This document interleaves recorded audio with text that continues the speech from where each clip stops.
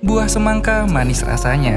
Makannya di rumah sambil tertawa. Apa kabar kalian semua? Selamat datang kembali di channel 1Tera. Kali ini kita akan membahas informasi yang sering terjadi di sekeliling kita yang berhubungan dengan keseharian karena hampir setiap saat kita menggunakan kendaraan. 1Tera akan membahas yaitu kecelakaan lalu lintas. Kecelakaan lalu lintas itu memang sering terjadi dimanapun. Banyak faktor yang menyebabkan kecelakaan seperti mengantuk, pengendara yang ugal-ugalan, keinget mantan, dan lain-lainnya.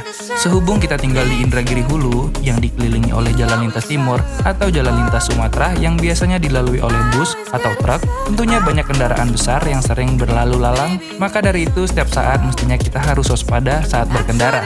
Karena lintas Sumatera adalah jalan yang menghubungkan antara provinsi yang ada di Sumatera. Sejarahnya jalan lintas Sumatera dibangun pada masa pemerintahan Presiden Soekarno pada tahun 1965 dan dianggap sebagai proyek maharaksa pada zaman itu. Kecelakaan di Indonesia terjadi setiap 20 menit dan kematian akibat kecelakaan terjadi setiap 20 menit. Menurut Wakil Menteri Perhubungan Bapak Bambang Susanto saat menghadiri pertemuan internasional Transforum 2014 lalu di Jerman. Kecelakaan tidak hanya terjadi di jalan lintas Sumatera, jalan dalam kota pun sangat banyak terjadi kecelakaan. Serem ya, masyarakat ada yang mengkaitkannya dengan cerita mistis atau apalah. Nah, maka dari itu 1Tera akan rangkum 7 jalanan yang rawan kecelakaan sekitar Indragiri Hulu, versi 1Tera, agar kita selalu mengingatkan kewaspadaan saat berkendara. Yang pertama, Jalan Sungai Karas. Jalan Sungai Karas berada di sekitar Kecamatan Lirik, terletak di sekitaran kawasan Pertamina. Di jalan ini dikenal dengan pendakiannya yang sangat tinggi juga banyak. Saat melewati jalan inilah kita semua perlu meningkatkan kewaspadaan karena bus atau truk besar memang sangat ramai melewati jalan ini. Ditambah lagi jalanan ini memiliki 2 persimpangan, antara lain menuju Jalan Elak dan simpang 3 saat menuju Air Molek. Selain itu di jalan ini juga sangat gelap jika dilewati saat malam hari dan licin saat hujan. Tidak sedikit pengendara motor yang sering jatuh di sini. Kalian kalau lewat sini wajib hati-hati ya. Nomor 2, Batu Gajah. Jalan yang 1Tera maksud adalah di sekitaran pom bensin Batu Gajah atau jalan di daerah Curucup. Setelah sahabat 1Tera melewati pesantren Khairul Ummah, jalan ini memang sering terjadi kecelakaan di sini karena jalanannya kecil, juga ada titik buta saat melewati tikungannya. Jalan ini merupakan penghubung antara Kecamatan Pasir Penyu dengan Kecamatan Sungai Lala. Jalan sekitaran ini juga terkenal dengan pendakiannya yang sangat banyak. Kendaraan yang berlalu lalang di sini juga tidak direkomendasikan saat untuk dilewati saat malam hari tanpa penerangan yang cukup. Yang ketiga, jembatan pertama setelah melewati jembatan Japura atau jembatan kembar. Disitulah kalian bisa menemui jembatan kecil ini. Jalan ini juga merupakan jalan lintas Sumatera yang kita lalui jika ingin menuju Rengat atau melanjutkan perjalanan ke provinsi lain. Di jembatan ini sering terjadi kecelakaan seperti truk masuk ke dalam sungainya, jalan yang bergelombang, di sini mungkin salah satu penyebab terjadi kecelakaan. Tapi banyak masyarakat sekitar meyakini ada keterlibatan makhluk gaib yang mengganggu, sehingga terjadinya kecelakaan. Seperti ada yang menarik kendaraan ke dalam sungai, katanya. Hayo gimana menurut sahabat 1Tera?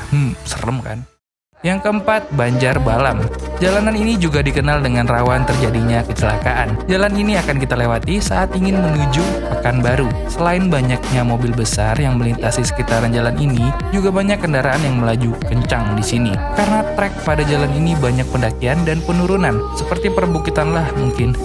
Maka dari itu saat melintasi jalanan ini, kita juga harus meningkatkan konsentrasi saat berkendara. Kecelakaan terjadi dengan salah satu alasan banyak kendaraan menghindar mobil besar yang melaju kencang.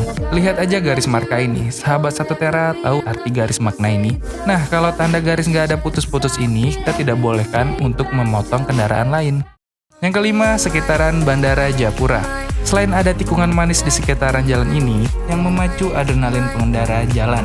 Jalan ini terkenal mulus saat dilalui. Itulah penyebab pengemudi kendaraan selalu memacu gas kendaraan tanpa menyadari banyak persimpangan di jalan ini. Sehingga sudah banyak kecelakaan terjadi di sini. Dan saat tengah malam katanya ada makhluk halus juga nih yang melintas jalanan tersebut. Sehingga pengendara kaget dibuatnya. Apa bener? Menurut 1Tera enggak sih, mungkin karena ngantuk aja saat berkendara. Atau keingat utang, mantan, gak jadi nikah, dan lain-lain lah. Nomor 6, Bukit Selasih. Di jalan ini juga banyak jurang di kiri dan kanannya. Jalan ini termasuk berbahaya jika kita sembrono dalam berkendara, karena tikungan berjurang bisa kita temui di sini. Maka dari itu, saat melewati jalan ini sangat harus hati-hati. Pendakian dan penurunannya lumayan susah dilewati jika keadaan kecepatan tinggi. Jadi, mesti pelan-pelan jika sahabat Satu Tera lewat di sini ya. Jalanan ini bisa sahabat Satu Tera temui setelah melewati pom bensin di sebelah kiri atau sahabat Satu Tera menuju ke Rengat.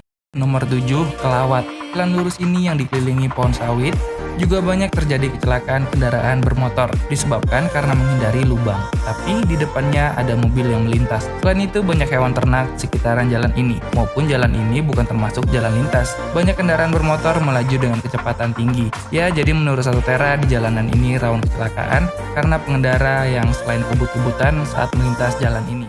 Sekian rangkuman menurut Satu Tera. Sangat banyak faktor yang menyebabkan kecelakaan dimanapun itu tempatnya. Tapi kembali kepada kita sendiri dalam berkendara. Sedikit tips dari Satu Tera untuk mengendara. Yang pertama, pastikan kita dalam kondisi prima, tidak ngantuk, apalagi menempuh perjalanan jauh. Yang kedua, perlengkapan atribut saat berkendara, seperti helm, surat izin mengemudi, dan kesehatan kendaraan yang perlu diperhatikan. Yang ketiga, patuhi rambu-rambu lalu lintas. Konsentrasi dan pastikan sebelum berkendara jauh tidak mengkonsumsi obat-obatan yang menyebabkan kita ngantuk. Yang keempat, jangan lupa berdoa kepada Tuhan Yang Maha Esa. Yang kelima, jangan ingat mantan, jangan ingat utang, jangan ingat gagal nikah. Semoga kita semua tetap di lindungan pencipta semesta ini, agar kemanapun kita pergi tetap selalu dijaga dan terhindar dari segala macam bencana. Pergi jalan-jalan ke kota tua, jangan lupa sarapan dan berdoa. Jaga diri, tetap waspada. Sampai bertemu lagi di video selanjutnya. Oke, Satu Tera pamit. Dadah.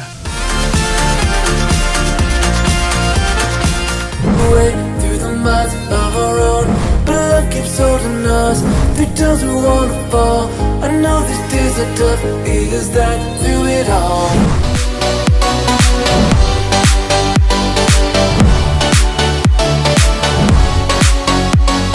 Yang pertama, memiliki sumber daya alam minyak, baik minyak bumi dan minyak sawit.